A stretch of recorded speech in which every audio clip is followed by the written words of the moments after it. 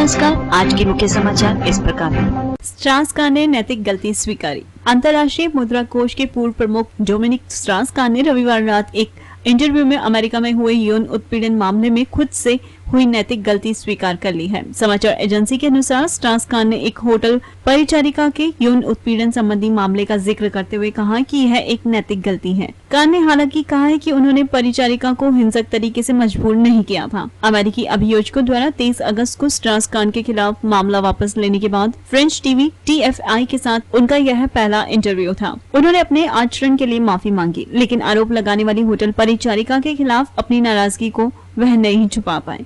उन्होंने कहा कि इस घटना से उनके परिवार और समर्थकों को काफी नुकसान पहुंचा है। सबसे बड़ी बात यह है कि स्ट्रास कान ने 2012 के पूर्वार्ध में होने वाले राष्ट्रपति चुनाव में अपनी उम्मीदवारी की बात खारिज कर दी है। उन्होंने कहा कि वे चुनाव लड़ना चाहते थे, लेकिन यह बाद की बात है। गद्दाफी से मिलने 2 बार लीबिया गए थे ब्लेयर। त्रिपोली में मिले पत्रों और ईमेल से पता लगाया गया है कि ब्रिटेन के पूर्व प्रधानमंत्री टोनी ब्लेयर ने स्कॉटलैंड के जेल से लॉकरबी बम विस्फोट मामले के प्रमुख आरोपी के छूटने से पहले 2 बार गुप्त रूप से लीबिया का दौरा किया था। अपने दौरे के दौरान उन्होंने कर्नल मुअम्मर गद्दाफी से मुलाकात की थी। अखबार के मुताबिक प्रधानमंत्री पद से हटने के बाद ब्लेयर गद्दाफी के निजी विमान में सवार होकर 2 बार लीबिया गए थे। गद्दाफी द्वारा अब्दुल बासित अल मेग्राही को स्कॉटलैंड के जेल में रखे जाने के मुद्दे पर ब्रिटेन के साथ सभी तरह के कारोबारी संबंध खत्म करने की धमकी देने के बाद ब्लेयर जून 2008 और अप्रैल 2009 में लीबिया गए थे। भूकंप से नेपाल में 7 लोगों की मौत। हिमालय क्षेत्र में बीती शाम आए 6.8 तीव्रता के भूकंप की वजह से नेपाल में कम से कम 7 लोगों की मौत हो गई। यह नेपाल में 1934 में आए विनाशकारी भूकंप के बाद सबसे अधिक तीव्रता वाला भूकंप था। भूकंप की वजह से राजधानी काठमांडू में ब्रिटेन के दूतावास के गलियारे की दीवार गिरने से 3 लोगों की मौत हो गई। काठमांडू में ब्रिटेन दूतावास के समीप स्थित भारतीय दूतावास सुरक्षित है। गृह मंत्रालय के सूत्रों के मुताबिक संसारी जिले में 2 लोगों की मौत हो गई। वहीं पूर्वी नेपाल के धनकुटा और सनखुवा साभा जिले में 2 लोगों की मृत्यु हो गई। सूत्रों ने बताया कि कुल मिलाकर 41 लोग गंभीर रूप से घायल हुए हैं, जबकि 68 लोगों को मामूली चोटें आई हैं।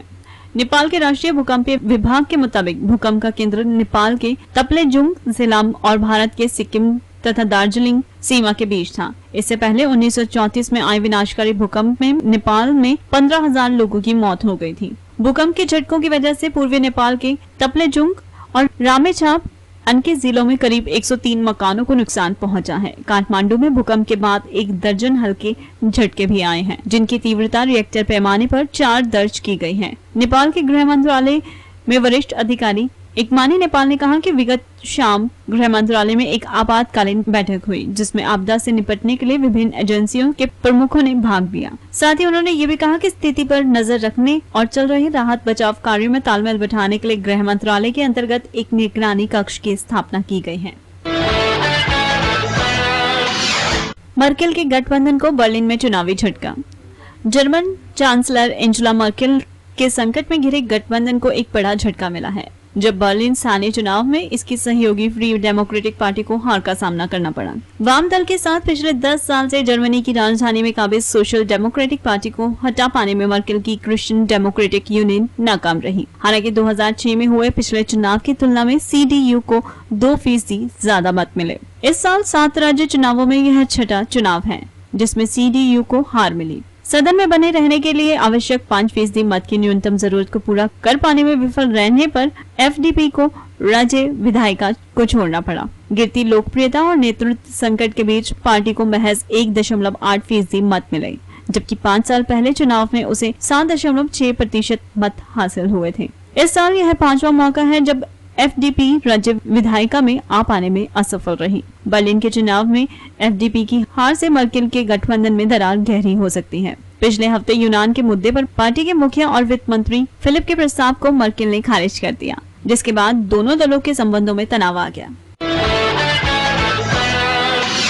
कराची में आत्मघाती हमला, 8 की मौत।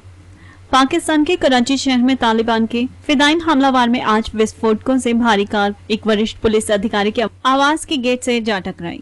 जिसमें कम से कम 8 लोग मारे गए और कई अन्य लोग घायल हो गए। हमलावर ने सुबह के 7:30 बजे रिहायशी रक्षा इलाके स्थित अपराध जांच शाखा के विशेष अधीक्षक चौधरी असलम के आवास को निशाना बनाया। पुलिस अधिकारियों ने बताया कि शक्तिशाली धमाके में एक महिला और एक बच्चे समेत 8 लोग मारे गए हैं। मृतकों और घायलों को पास के जिन्ना अस्पताल में ले जाया गया। हमले में बचे असलम ने संवाददाताओं को बताया कि मरने वालों में उनके कई पुलिस गार्ड शामिल हैं।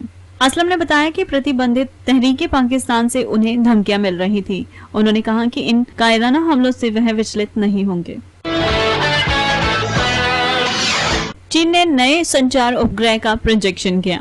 चीन के प्रोजेक्शन यान लॉन्ग मार्च ने सोमवार को सफलतापूर्वक एक नया संचार उपग्रह का प्रोजेक्शन किया। पिछले महीने इसका प्रोजेक्शन असफल रहा था। सरकारी समाचार पत्रों के मुताबिक लॉन्ग मार्च 3B प्रोजेक्शन यान ने दक्षिण पश्चिमी प्रांत सिचुआन स्थित उपग्रह प्रोजेक्शन सेंटर से झोंगसिंग ए उपग्रह का प्रोजेक्शन किया। एजेंसी के मुताबिक इस उपग्रह का डिजाइन और विनिर्माण China aerospace science and technology corporation के तहत China academy of space technology ने किया। इस उपग्रह के जरिए पूरे चीन में आवाज का बेहतर ढंग से संचार, प्रसार और आंकड़ों का प्रसारण किया जा सकेगा।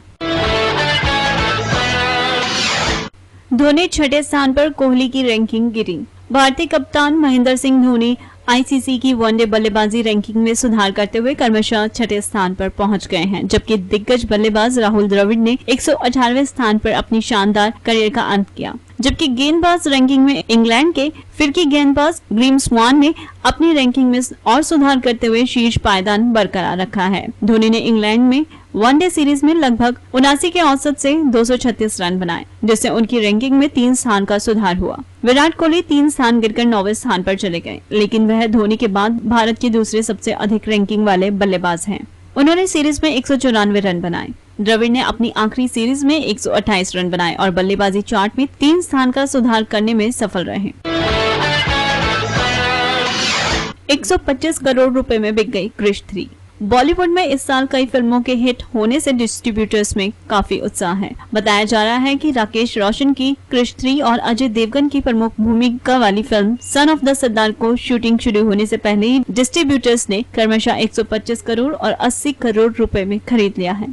करीब 1 दशक पहले भी फिल्म की घोषणा या मुहूर्त के वक्त उसके वितरण अधिकार खरीद लिए जाते थे, मगर समय के साथ इसमें भी बदलाव आया है। निर्माताओं के साथ मिलकर फिल्म बनाने वाले कॉर्पोरेट घराने फिल्मों के सभी अधिकार अपने हाथ में लेने लगे।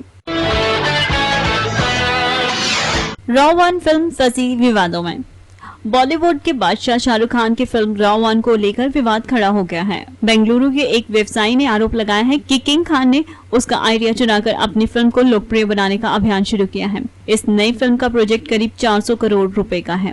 शाकिर आगा का कहना है कि शाहरुख ने फिल्म को लोकप्रिय बनाने के लिए उनका मोबाइल गेम लॉन्च करने का विचार चुराया है। इसके लिए उन्होंने 40 करोड़ रुपए का हर्जाना मांगा है। उन्होंने अभिनेता के production house red chilli entertainment को भेजे नोटिस में चेतावनी दी है कि अगर मामला सुलझाया नहीं गया तो वह कानूनी कार्रवाई करेंगे। आगा का दावा है कि उन्होंने इस गेम का आइडिया तैयार किया है और पिछले साल मार्च में अमेरिका में लोकप्रिय टीवी कलाकार लिंडा मोगागेग से इसकी चर्चा भी की थी।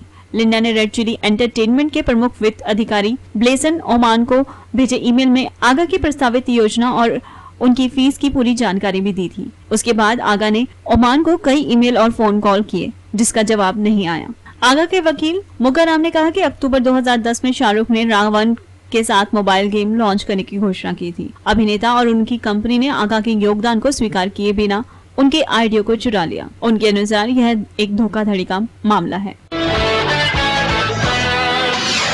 चर्चा में रहना पसंद करते हैं रणबीर। अपनी पहली ही फिल्म से नाम और शोहरत पाने वाले बैंड बाजा बारात फिल्म के अभिनेता रणबीर सिंह मिल रही चर्चाओं से काफी खुश हैं। उनका कहना है कि वह हमेशा से ही चर्चाओं का केंद्र बनना चाहते थे। युवा फिल्म अभिनेता ने कहा है कि वह लोगों का ध्यान खींचने की कोशिश करते हैं और ध्यान खींचने के लिए वह कुछ भी कर सकते हैं। और अब आज के मौसम की जानकारी। सोमवार की सुबह आसमान में हल्की बारिश रहेगी व तापमान रहेगा 7 डिग्री सेल्सियस। दिन के समय बादलों के साथ धूप रहेगी व तापमान रहेगा 13 डिग्री सेल्सियस। वहीं शाम के समय बादलों के साथ तापमान रहेगा 10 डिग्री सेल्सियस। रात भर आसमान साफ रहेगा और तापमान रहेगा 1 डिग्री सेल्सियस। तो ये थी आज तक की न्यूज और अब समय हो चुका है विदा लेने का।